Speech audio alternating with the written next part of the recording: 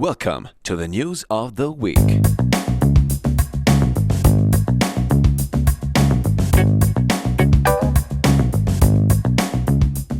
Je m'appelle Gabriel Chapiro, je suis directeur général d'une agence qui s'appelle Saphir au sein d'un groupe, le groupe Révolution 9. Et je vais vous présenter, je pense, une nouvelle approche marketing qui s'appelle l'inbound marketing. Et alors, qu'est-ce que c'est que ce mot inbound marketing?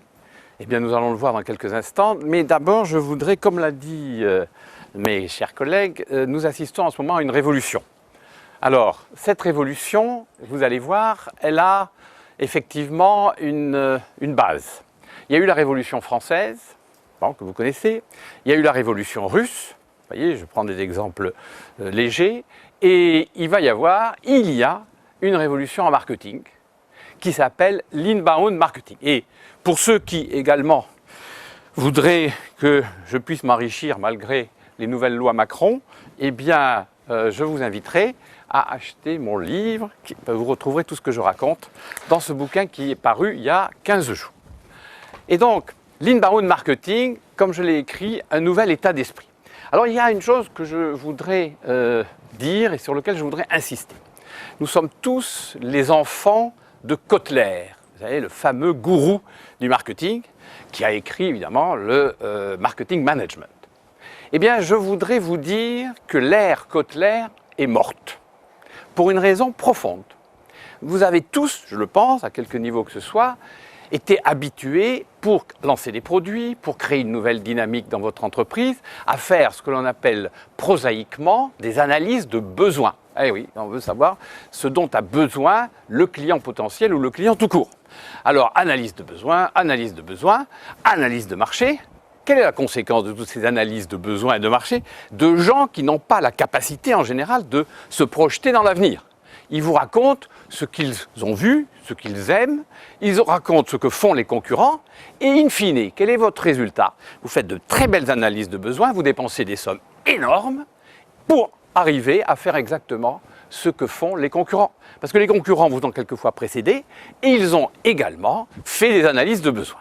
Alors aujourd'hui, ce qui est important, c'est de bien comprendre que l'analyse des besoins n'est plus du tout l'alpha et l'oméga du marketing. Et je voudrais marquer vos esprits. Vous voyez, quand j'étais étudiant, j'ai lu le Kotler, vous voyez dans quel état il est, j'ai dû me farcir 600 pages, 800 pages. Vous savez, les bouquins américains, c'est toujours intéressant. Il y a 20 pages de pertinent et il y en a 250 qui ne servent à rien. Mais ça permet comme ça de vendre davantage de livres à un prix cher. Alors devant vous, pour vous montrer que l'ère Kotler est morte, je fous à la poubelle le Kotler. Vous comprendrez que c'est fini. Et alors, comme vous allez le voir, quand même, je joins la parole à l'acte. Je voudrais que vous vous souveniez qu'il est temps de jeter votre Kotler à la poubelle. Alors, qu'est-ce qui remplace le fameux Kotler? Eh bien, une phrase que je trouve particulièrement significative. C'est désormais par l'offre que l'on suscite la demande et non l'inverse. Et ça, c'est fondamental. Vous savez, le iPad, le iPhone, les nouvelles séries d'avions A380, le Nespresso, ne sont pas venus d'analyse de besoins. C'est une volonté de percevoir une vision de l'avenir, de créer un nouveau produit, de le proposer, bien sûr, de le valider par des tests, par des focus groups, comme on dit, par des réunions de groupe, par des enquêtes. Mais cette phrase est, à mon sens, fondamentale. Aujourd'hui, vous devez être dans le marketing de l'offre. Et si vous n'êtes pas dans le marketing de l'offre, faites autre chose. Ça veut dire qu'il faut que vous créez, c'est pas de moi, il y a un type qui a écrit un très bon bouquin qui s'appelle The Blue Ocean Strategy, c'est la stratégie de l'océan bleu, qui dit, c'est M. Shan Kim, qui dit il faut que vous ayez dans vos entreprises toujours un comité VIP. Ce n'est pas un comité Very Important Person, de son humour, c'est Value Innovation Programme. Eh bien, si vous n'avez pas ce comité Value Innovation Programme, comme je dis, faites autre chose. Donc, c'est très important d'arriver à ce niveau de pensée. Mais alors, pour arriver à ce niveau de pensée, on part d'une stratégie, comme on dit, push, vers une stratégie pull, c'est-à-dire attirer les gens parce que les cibles sont devenues différentes. Vous n'avez plus des cibles sur lesquelles que vous devez convaincre. C'est ça que je trouve intéressant, ce paradoxe. C'est fini la conviction unilatérale parce qu'on ne croit pas les vendeurs. Ou du moins, même si on les croit, vous êtes aussi fort que les vendeurs pour savoir ce que vous voulez. Et il y a un consultant dont j'oublie, qui s'appelle M. Grégoire, qui a une très belle phrase, qui dit aujourd'hui, le vendeur du chasseur est devenu gibier. Eh bien, il a tout à fait raison, parce que les cibles sont devenues différentes. Vous avez maintenant non pas un circuit de conviction, vous avez un circuit d'influence. Et voilà, je dirais, la liste des cibles sur lesquelles vous devez axer votre communication. Les ambassadeurs, comme le temps m'est imparti, je vais aller rapidement. Les early adopters, c'est-à-dire les gens qui viennent d'acheter. C'est des gens très importants. J'ai vu souvent dans des boîtes où le commercial est tellement content d'avoir un nouveau client qu'après l'avoir, il le laisse tomber. Eh bien non, ce sont des cibles qui ont fait un choix, qui ont fait votre choix. Le problème, ont-ils fait le bon choix? C'est la question qui se pose. Alors si vous les laissez tomber après qu'ils aient acheté quelque chose, eh bien vous avez raté de votre coup parce qu'au lieu de devenir ambassadeur, ils vont vous rejeter. Alors voilà les cibles du circuit d'influence. Je n'ai pas le temps ici de m'y appesantir, mais c'est tout à fait une approche différente parce que vous voyez ici apparaître cette notion d'influenceur. Les influenceurs, vos collègues, votre famille, les gens qui vous entourent, ce sont eux qui vont vous vendre le produit et pas le vendeur. Le vendeur doit devenir un conseiller avant d'être un arracheur de produits. Alors, là aussi, je vais aller rapidement. Je le dis que c'est la fin du harcèlement médiatique. C'est fini d'envoyer des mailings que personne ne lit. C'est fini de faire des salons on fait ça de manière historique. J'ai des clients qui vont à Batimat, ils ne savent même plus pourquoi ils y vont. Bon. Alors voilà, c'est l'histoire. Ils dépensent des sommes folles. Les call centers. Vous avez dû avoir des départements où il y avait des pauvres filles qui appellent toute la journée, qui enfin arrivent à avoir un rendez-vous, et la veille du rendez-vous, il est annulé. Alors, ça ne sert à rien. Les annonces de presse aussi, on pourrait en reparler longtemps, on ne sait pas trop qui lit, qui ne lit pas, quel est l'impact. Donc, vous voyez qu'il faut sortir de ce dilemme. Et il faut rentrer, si vous le voulez bien, dans l'inbound marketing. Et alors, dans mon bouquin, je vais vous proposer une stratégie du Sherpa. Vous verrez pourquoi je l'ai appelé le Sherpa. Parce qu'il faut se révolter contre la domination des besoins. Alors, quelle est la définition? La définition de l'inbound marketing, c'est faire venir à soi les clients au lieu d'aller les chercher. Et pour moi, en privilégiant le désir préalablement aux besoins. Alors pourquoi le mot inbound? C'est pas de moi. Celui qui a créé l'inbound s'appelle M. Brian Halligan. Il a écrit le seul bouquin en anglais sur ce thème qui s'appelle Inbound Marketing. Je me flatte d'avoir écrit le seul bouquin en français. Et l'inbound marketing, c'est un type de Boston. Il a une agence de pub à Boston. Quand on regarde par la fenêtre, il y a un métro. Il y a le métro à Boston. Et il y a écrit inbound. Et quand on sort du métro, il y a écrit outbound. Alors il a utilisé ce terme pour montrer que les gens vont volontairement dans le métro selon l'inbound marketing. Alors, je vous lis rapidement ce que dit Cicéron. Si vous voulez me convaincre, vous devez penser mes pensées, ressentir mes émotions et parler avec mes mots. Et effectivement, on rentrera dans quelques instants dans la stratégie éditoriale, comment s'adresser à vos clients. Le désir précède le besoin et je m'inspire de Spinoza. Je ne désire pas les choses parce qu'elles sont belles et bonnes, c'est parce que je les désire qu'elles sont belles et bonnes. Donc toute la partie émotionnelle et rationnelle doit être intimement corrélée. Alors voilà, le packaging qui donne évidemment pour un certain nombre de cibles des éléments d'une importance considérable pour faire acheter le produit. Je vais m'arrêter un instant sur cette slide parce qu'elle est fondamentale.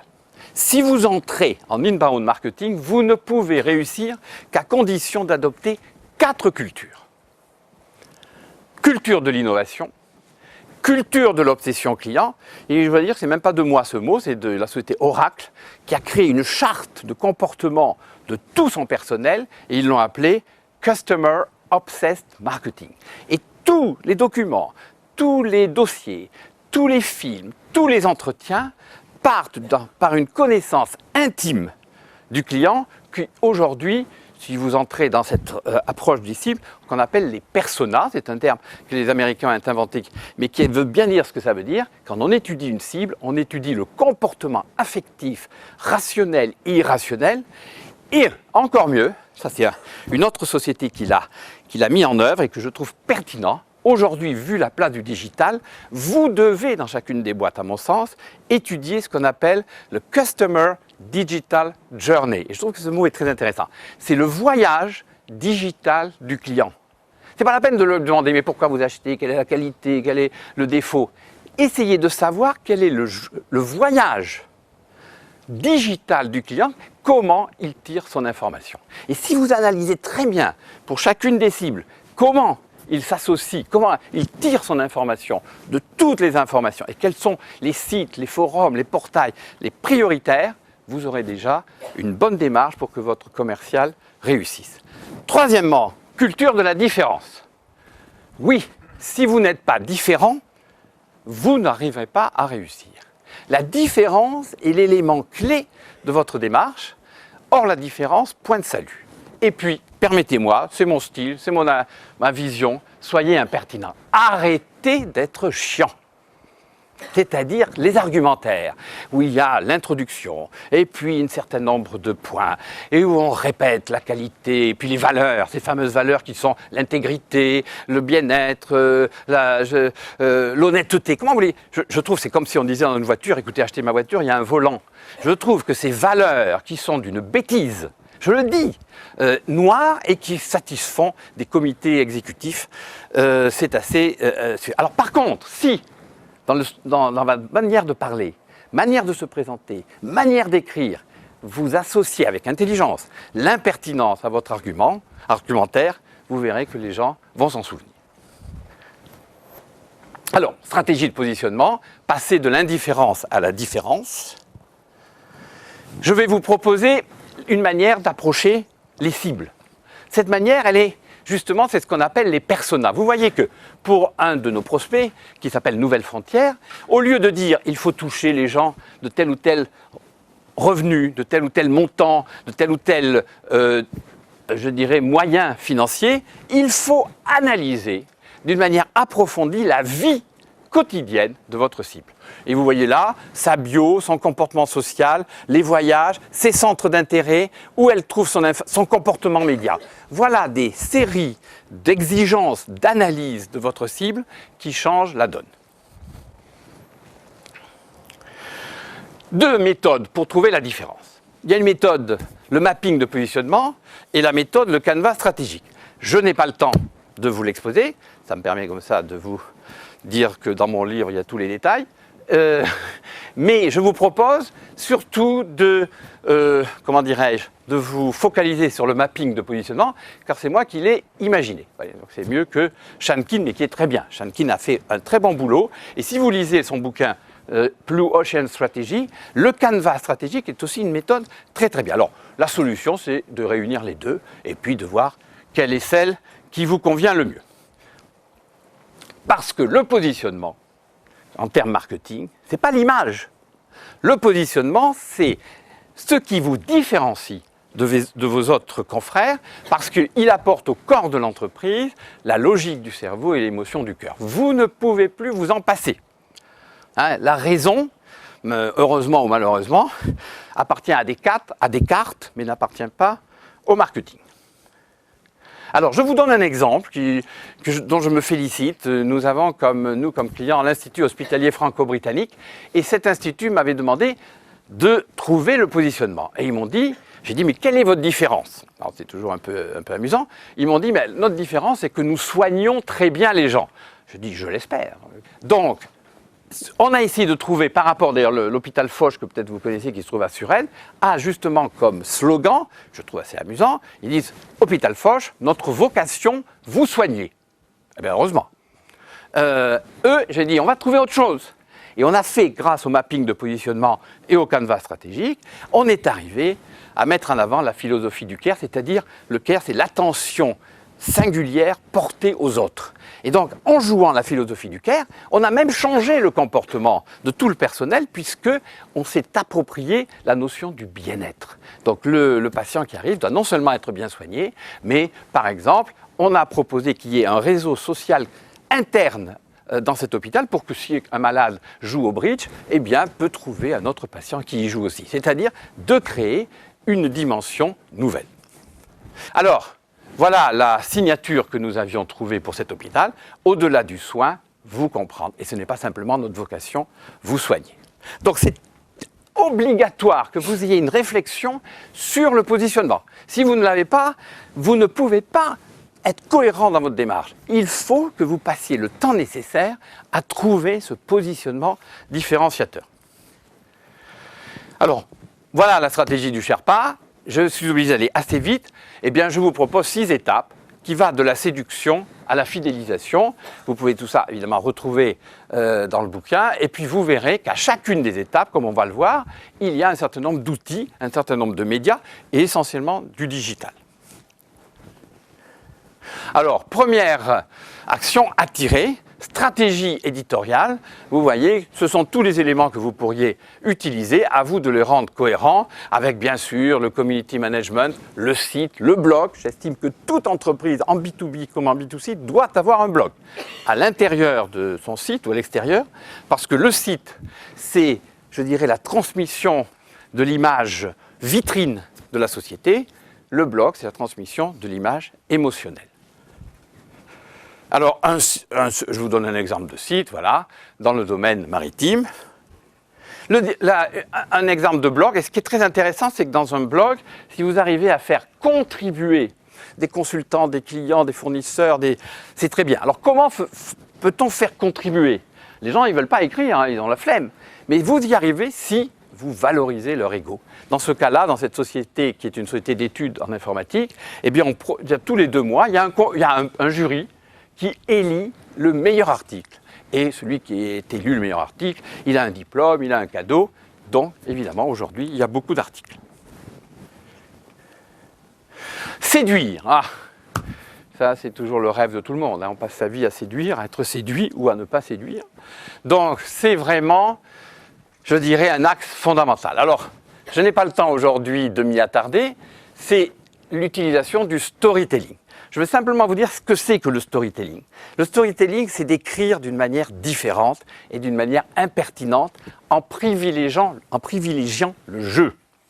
Il y a une quinzaine d'années, on disait nous sommes les meilleurs, nous avons le leadership. Bon, les gens ont compris que c'était égocentrique. Ensuite, on a compris qu'il fallait dire vous. Vous avez tel problème, nous avons les solutions. Mais c'est chiant, parce que tout le monde dit la même chose. Je vous invite à écrire un scénario. Devenez réalisateur et devenez scénariste. Je vous donne un exemple que j'avais eu à travailler sur un tour opérateur. Et ce tour opérateur voulait amener les gens dans le Luberon. Rien de plus beau que le Luberon pour être, je dirais, émotionnel. Alors voilà ce qu'il écrivait, lui, dans sa première brochure. Je vous donne juste un exemple. C'est ce que j'appelle un inventaire à l'après-vert. Niché, alors dans tous les bouquins de voyage, il y a toujours le mot niché. Niché entre la Durance et les monts du Vaucluse, le Luberon offre le caractère et les couleurs de la Provence. Vous y trouverez l'abbaye de Sénoc, Avignon, le Palais des Papes, le Mont Ventoux, le parc naturel régional du Luberon. Et puis, je ne vous cite pas tout le reste, il y avait 25 ou 30 listes de faits. On avait l'impression que c'était devenu un pinsomme que d'aller dans le Luberon. Permettez-moi de vous dire ce que j'ai écrit.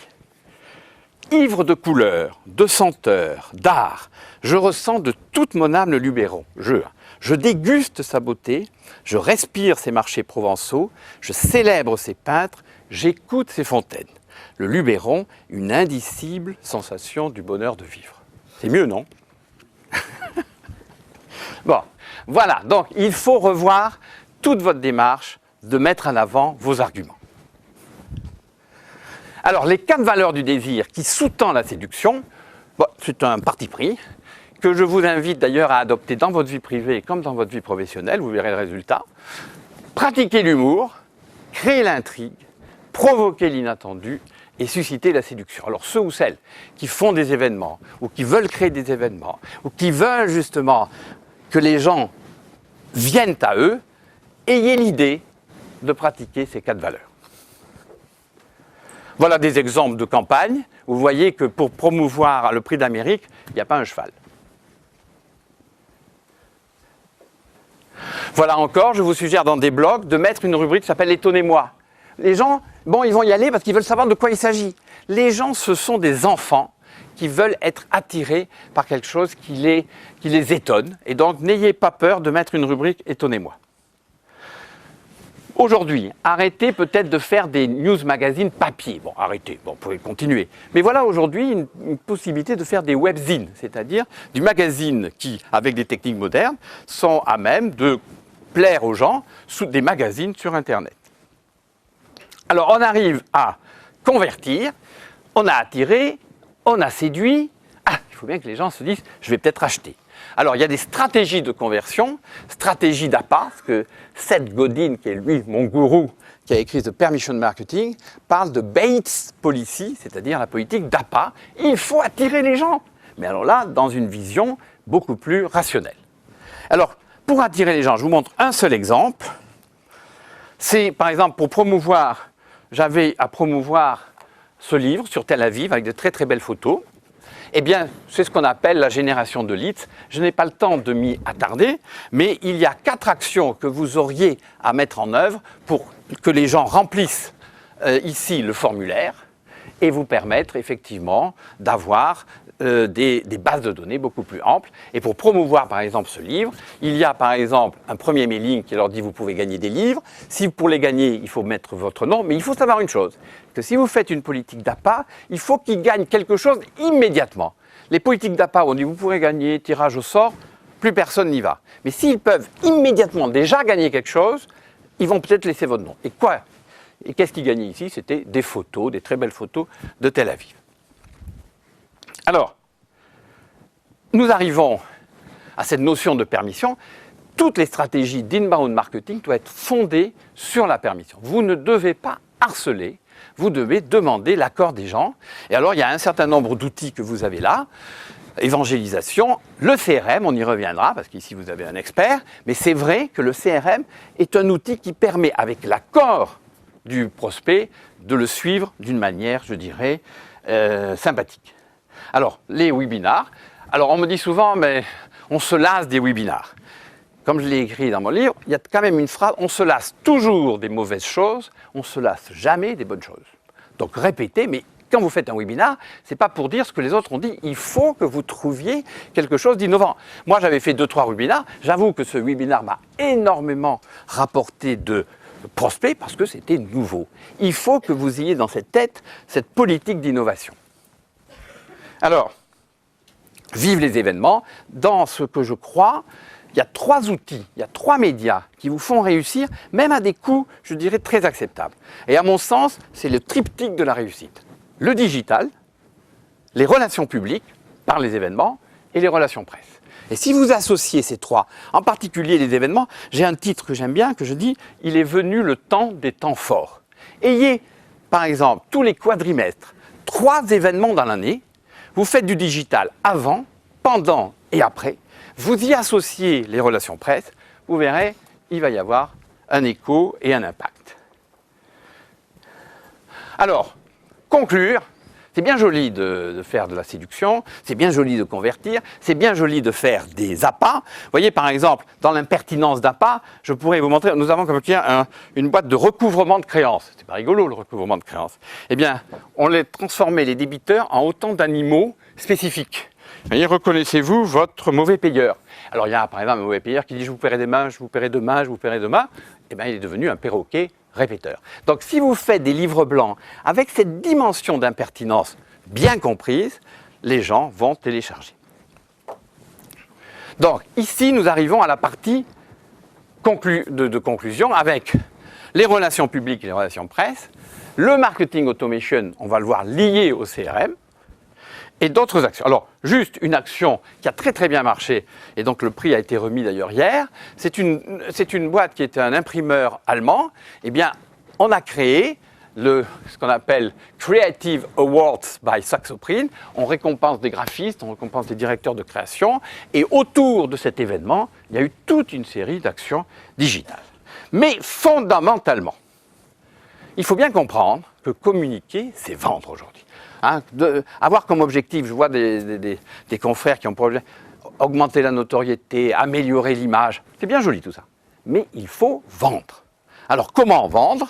Eh bien justement, s'entourer de prestataires qui, à partir du moment où vous avez fait un ciblage via ce que j'appelle les personas, c'est-à-dire vraiment une segmentation émotionnelle et rationnelle, mettre en œuvre ce qu'on appelle le marketing automation, on va voir dans 5 minutes ce que c'est, l'introduire dans un CRM pour que vous puissiez bien suivre toutes les étapes et tous les comportements de votre cible, et ça améliore ce qu'on appelle le lead management.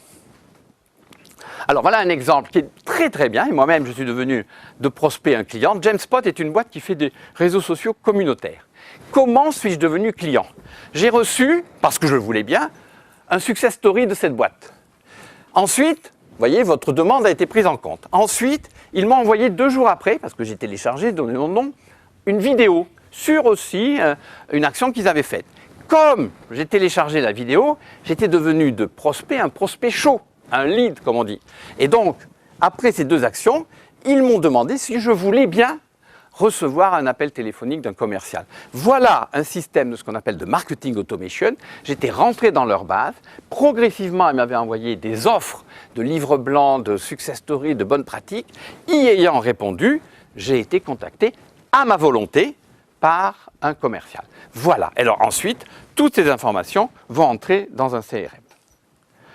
Fidéliser, alors voilà, il faut le CRM, la stratégie Early Adopter, qui est fondamentale dans toute entreprise quand on a le recueil des nouveaux clients, et ensuite un certain nombre d'actions, par exemple le réseau social communautaire. Alors effectivement, Jamspot m'a élégamment montré un des réseaux sociaux communautaires. Aujourd'hui, nous entrons progressivement dans une vision communautaire, même si on aime ou n'aime pas, c'est-à-dire que vos clients, vos fournisseurs, vos employés font partie du même club. Animez-les d'une manière spécifique avec un réseau social communautaire. Et nous avons ici une action de stratégie Early Adopter. Voilà une boîte Exis qui vend du vinyle, concurrent 3e aux États-Unis, le vinyle étant adopté pour les imprimeurs numériques et les enseignistes. Eh bien, quand quelqu'un venait d'acheter, il ne recevait pas le catalogue de tout ce que pouvait faire cette boîte. Il recevait une bouteille de Frontignan. Pourquoi? Parce que c'est une belle bouteille de muscat qui coûtait 2 €. Et cette bouteille illustrait quoi? Que l'usine de cette société se trouvait à Frontignan. Donc indirectement, c'était de montrer qu'ils sont européens, ils sont français par rapport à 3M. Et il n'y avait pas là une exigence d'un rapport commercial supplémentaire. C'était entrer dans une relation entre un client et le fournisseur. Alors je vais terminer et je serai dans les temps, hein, cher contrôleur, il est exactement 9h30. Eh bien, je voudrais m'arrêter sur 2 slides. Celle-ci, parce que je trouve que Jérémy Rifkin, qui est un philosophe, a raison. Le nouveau modèle économique sera fondé sur le partage et les communautés collaboratives. Aujourd'hui, partagez votre savoir. Vous ne devez pas, à mon sens, vous présenter comme celui qui sait par rapport à celui qui ne sait pas. Il faut partir du fait que vos clients savent, même s'ils ne savent pas. Interdisez-vous, selon moi, le verbe « expliquer ». Vous ne devez pas dire à un prospect « je vais vous expliquer ». Parce que ça crée une différence entre la valeur que vous croyez à vous-même et la valeur que vous accordez à votre prospect. Partagez votre know-how, mais quand vous dites partager, ça veut dire utiliser tous les outils médiatiques qui permettent ce partage. Le community management, bien sûr le digital, les forums, les blogs, les petits déjeuners débats. Nous sommes dans cette société, à mon sens, de l'échange. Et des communautés collaboratives, à mon sens, posez-vous la question, comment faire en sorte que mes clients, mes fournisseurs, mon personnel participent à mon destin? Mais s'ils participent à mon destin, vous devez participer au leur et trouver les moyens de les séduire. Dans notre hôpital à Levallois, le fait de commencer à mettre un réseau social des patients a changé déjà la vie des patients et bien sûr l'image de l'hôpital. Et je terminerai par une slide qui date de novembre dernier, qui est celle-ci. Vous voyez une grande salle, c'est à Boston, l'Inbound 2014, 12 000 personnes aux États-Unis pour venir s'enquérir de toutes les nouvelles évolutions en inbound marketing. Et alors, je trouve que si il y avait 12 000 personnes, et j'ai eu le plaisir d'être invité à m'exprimer, et alors juste un mot, Brian Halligan, qui est mon confrère, lui, il a une démarche, vous pouvez lire son bouquin qui est très bien, il part de la raison pour aller à la séduction. Et moi, je fais exactement l'inverse, je pars de la séduction pour aller à la raison. Mais, s'il y a 12 000 personnes qui viennent assister à l'Inbound Marketing Convention, ce n'est pas par hasard. Ce qui me permet d'ailleurs de terminer par une phrase de Paul Éluard qui dit « Il n'y a pas de hasard, il n'y a que des rencontres ». Alors, ce matin, permettez-moi de vous remercier de m'avoir permis de vous rencontrer. Je suis dans les temps. Parfait. Alors, j'avais l'impression de me retrouver il y a 15 ans dans mes amphithéâtres à l'école. J'ai vu beaucoup de gens ont pris plein de notes. Donc je pense qu'à la fin, vous n'aurez peut-être pas tous le temps de questionner Gabriel. Ah mais je suis là. Hein. Donc ce que je vous propose, si vous avez d'ores et déjà des questions qui peut-être vont être coupées, c'est éventuellement de les poser maintenant. Si vous en avez. Oui, mais je ne voudrais pas. Non, mais c'est pas très grave. On prend quelques minutes. On s'adapte. Donc voilà. Donc si vous avez des questions, je vous invite à les poser maintenant. Voilà. Ça permettra éventuellement d'avoir un degré d'interactivité qui serait sympa. Donc voilà. Soyez pas timide. Ah, oui. Voilà, très bien. La première, c'est toujours la plus simple. Merci beaucoup. Oui, quand vous nous avez montré le slide de cette marque concurrente de 3M qui envoyait cette bouteille, il n'y avait pas beaucoup de légitimité. Et j'ai eu le sentiment que vous considérez que quelque part la légitimité de l'APA, en tout cas je parle en B2B, n'est pas véritablement un problème. Alors, je vous rejoins entièrement. Non seulement ce n'est pas un problème, mais c'est une solution. C'est-à-dire que lorsqu'on n'est pas très connu, je pense même à mon client, là, Dorman, le cabinet Dorman, ça donne de la légitimité par l'expertise d'un livre blanc, même d'une bouteille, ou dans la lettre on dit nous vous envoyons une bouteille de Frontignan parce que c'est dans cette ville que nous avons nos usines et tout notre état-major. Et donc les livres blancs, les bonnes pratiques, il y a à mon sens, quatre médias qui légitiment une société qui n'est pas encore très connue. Ce sont les livres blancs, les bonnes pratiques, les webinars et l'infographie. Si vous arrivez à... et les success stories, c'est-à-dire que si vous arrivez à planifier dans l'année, c'est ce que je propose, ces 5 actions, alors en voyant quelles sont celles qui marchent le mieux, vous obtenez une légitimité parce que les gens vont télécharger le livre blanc. Ensuite, quand vous dites, vous savez, je vous envoie peut-être, nos clients ont la parole, donc ils vont télécharger ça. D'autres d'ailleurs font aussi des webzines. C'est-à-dire que je suggère non pas de faire tout à la fois, mais tous les trimestres d'avoir un nouvel outil d'APA. Et si vous avez cette nouvelle outil d'APA, vous créez votre légitimité. C'est-à-dire que ce n'est pas, comme on dit souvent, le corporate qui permet de lancer les produits, mais ce sont les produits qui permettent de lancer la société. Mais là, ce sont des APA utiles et opportuns. Alors le tout, c'est de savoir plaire par ces APA. Est-ce qu'il y a d'autres questions ? Oui, très bien. Oui, ça donne le sentiment que le cycle de vente, il est de plus en plus long. Et ça donne le sentiment que quand on est un petit créateur d'entreprise, il faut avoir plusieurs millions devant soi.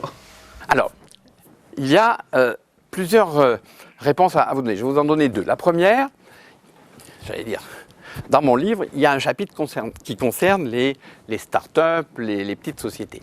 Il y a, si vous réduisez un certain nombre d'actions à des choses, à mon sens, essentielles, une start-up, par exemple, peut rentrer dans l'inbound marketing en associant la outbound marketing, c'est-à-dire le pull et le push. Simplement, il faut que vous trouviez un point important, c'est ce qu'on appelle le scoring. À quel moment la personne que vous avez cernée, avec son accord, est prête à recevoir un appel téléphonique. C'est la première chose. Et la deuxième chose, vous avez par exemple, je crois beaucoup au digital pour les startups, parce que ce n'est pas très coûteux. Par contre, il ne faut pas faire toutes les actions qui sont privilégiées. Il y a ce que j'appelle la stratégie des matrioshkas. Permettez-moi de citer ça. Vous voyez, c'est mon côté un peu... Je suis d'origine russe. Alors j'ai dit, tiens, je vais en profiter, je vais mettre un mot russe. C'est-à-dire, les matrioshkas, je ne sais pas si vous le savez, ça va par 5. Ce sont 5 poupées qui s'emboîtent. Et donc, vous avez 5 actions en digital, et c'est tout, qui vous permettent, à mon sens, je l'ai constaté, d'avoir des appels entrants. Il y a le blog, et j'y insiste. Et oui, c'est chronophage, mais ça montre que vous pouvez être sur le net et apporter quelque chose. Il y a, deuxièmement, ce qu'on appelle, un terme un peu, je ne sais pas si vous connaissez, le Google AdWords, c'est-à-dire acheter des mots-clés qui permettent quand même je dirais, d'avoir des appels entrants. Il y a le site, même que vous avez aujourd'hui des gabarits gratuits, donc vous pouvez faire votre site. Donc vous avez déjà ces trois-là. Ensuite, je trouve que vous avez justement à faire une légère action de community management, non pas de vous porter sur Facebook ou sur Twitter, on pense que c'est une voie royale. Ce n'est pas obligatoirement royal, mais au moins d'écrire des articles qui vont être dans des blogs, qui vont être dans des portails, qui vont être dans des forums, qui vont être de faire des tribunes. Alors effectivement, tout cela demande ce qu'on appelle du contenu de marque. Et cinquièmement, effectivement, il y a aussi toutes les actions liées aux événements, c'est-à-dire pour vous approprier un leadership intellectuel, il faut arriver à faire un petit événement, une petite action qui vous permet de dire « je suis le leadership technique dans mon domaine d'élection ». Voilà ce que je vous propose. Juste une question pour les startups au niveau de la mise à jour du blog. C'est quoi le... Alors, moi je propose, ça dépend, si vous êtes en B2B ou en B2C. En B2B, je suggère une fois par semaine, d'écrire un article une fois par semaine. Si vous pouvez l'écrire mieux, c'est mieux. Si vous pouvez, ça fait au moins. Mais ne pas dépasser la période d'un mois. Mais parce que c'est pas d'écrire qui est intéressant. C'est l'impact de l'écriture. C'est-à-dire, vous écrivez un article, mais vous faites connaître que vous avez écrit un article. Donc, vous avez écrit l'article et vous faites juste à côté, à mon sens, un emailing qui vous permet de dire, juste d'intriguer et de créer l'inattendu. Si vous allez voir notre blog, voilà, je vous écris les 4 lignes qui vous inciteraient à le lire, allez le lire. Et là-bas, évidemment, si la personne, ensuite, il y a quand même une rubrique sur votre société, la personne d'elle-même peut faire ce qu'elle veut et aller voir ce qui lui plaît. Quand vous dites que le marketing de la demande est mort au profit du marketing de l'offre, je suis assez d'accord avec vous, mais est-ce que c'est pas toujours le cas? Enfin, est-ce que c'est vraiment une révolution sans précédent? Et est-ce que ça n'a pas toujours été le cas en temps de crise, cette idée de rupture en fait? Alors, je ne peux qu'être en phase, mais totale avec vous. Même, je dirais, il y a longtemps que ça existe. Il faut pas, je sais pas parce que j'ai foutu à la poubelle Kotler, il y a longtemps que même Ford, celui qui a inventé la voiture T, qui est la voiture qui jusqu'à aujourd'hui la plus vendue dans le monde, avait une phrase que je trouve très très belle. À l'époque, il y avait des trucs à chevaux. Il avait dit, si j'avais demandé à mes clients ce qu'ils voulaient, je leur aurais donné un cheval plus rapide. Et il a créé la voiture T. Mais oui. Mais sinon, moi ce que je vois avec c'est simplement, évidemment, les boîtes d'études m'en veulent un peu. Je trouve qu'il y a des boîtes pour se sécuriser. Je pense même à un client qui était Melun-Sénart. Ils ont fait une ville nouvelle à Sénart pour savoir comment il fallait faire habiter les gens et qu'est-ce qu'ils voulaient, qu'est-ce qu'ils aimaient, etc. Je vous donne juste cet exemple-là que j'ai. Bon, eh bien, ils ont fait des études par une énorme société que je ne citerai pas. Quand je suis arrivé, ils m'ont donné ça d'études. Et le comportement, et pourquoi, et les jeux, et tout ça. Alors, ils ont suivi. Alors, ils ont fait des cages à poules, et ça n'a pas marché, personne n'est venu habiter. Je leur ai dit, mais pourquoi vous avez fait des études? Il suffisait. Alors, on s'est aperçu, j'ai interviewé 5 chefs d'entreprise, même, pour dire, pourquoi déménageriez-vous à Sénart? Alors évidemment, avant, dans les études, ils disaient je déménagerai à Sénart si le mètre carré n'est pas cher, s'il y a des jeux pour enfants, etc. Et simplement, les chefs d'entreprise que j'avais vus, parce que c'était intéressant pour Sénart, c'est-à-dire qu'ils voulaient déménager leur entreprise et puis leur habitation, ils m'ont dit, mais je ne déménagerai jamais si ma femme et mes enfants ne le veulent pas. Donc la décision n'était plus du chef d'entreprise, elle devenait collective, elle devenait familiale. Et alors nous avons fait des événements pour montrer à la famille que émotionnellement, ils se retrouveraient entre eux s'ils venaient à Sénart. Donc, effectivement, c'est par la demande, c'est par l'offre. Et il y a eu des nouvelles offres de Sénart qui étaient beaucoup plus ludiques, beaucoup plus extérieures à l'habitation, qui a permis à ces gens-là de venir. Donc, aujourd'hui, ne pas imaginer une politique de l'offre vous enlève tout impact de communication. Une dernière question? Alors, j'ai lu que votre stratégie de Sherpa consistait à accompagner le client par la main. C'est pour ça que c'est le mot Sherpa. D'accord. Mais avec toute votre présentation sur les 6 étapes clés, je n'arrive pas à comprendre comment est-ce que vous faites pour l'accompagner pour le prendre par la main, l'accompagner jusqu'à... Prendre par la main, il ne faut pas jouer non plus au coach permanent. C'est vrai que le mot Sherpa vient du mot Sherpa, celui qui accompagne, celui qui escalade les montagnes, parce que je trouve que cette démarche demande une cohérence. Et cette cohérence, c'est-à-dire que si on envoie immédiatement un bon de commande, eh ben, on est dans la dernière partie. Donc, il y a une stratégie à mettre en œuvre. Moi, je suggère toujours qu'on le fasse en début d'année et de dire quelles sont les actions que je privilégie pour attirer, séduire, convertir, etc. Mais on peut aussi réduire ces différentes étapes. Ça dépend de l'objet de la société. Et donc, simplement, je m'accorde le rôle de Sherpa, c'est que ça permet de voir quelles sont les actions qui, par ricochet, améliorent l'impact et améliorent évidemment, par la permission, la volonté du prospect de vous appeler. À la limite, l'idéal, c'est qu'il n'y ait plus de service de contact client, qu'il n'y ait plus de service de développement par appel téléphonique, mais toutes les actions amènent le prospect à venir vous voir. J'essaie de mettre en pratique cette démarche, puisque nous n'avons plus d'appels sortants. On attend que les sociétés nous appellent. Et en général, quand une société appelle, évidemment, on est dans une position plus privilégiée que si on va pleurer pour avoir un rendez-vous. Voilà. Allez. Merci beaucoup. On continue.